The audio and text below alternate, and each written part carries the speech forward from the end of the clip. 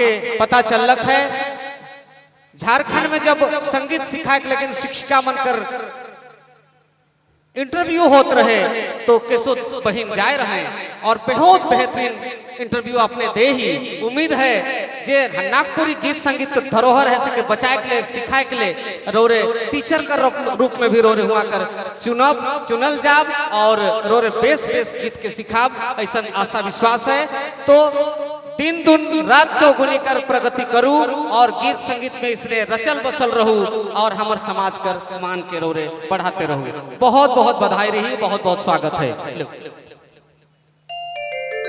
चलो हमरे कर दादा कर इतना सुंदर वचन सुनते हम उनके भी तहे दिल से प्रणाम करीला।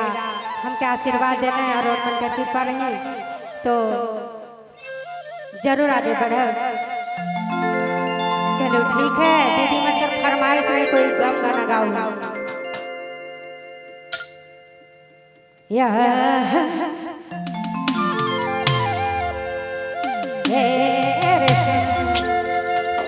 चलो समाज के लिए तो बहुत ज्यादा गाही तो ले एक बार दीदी मतलब फरमाइश है या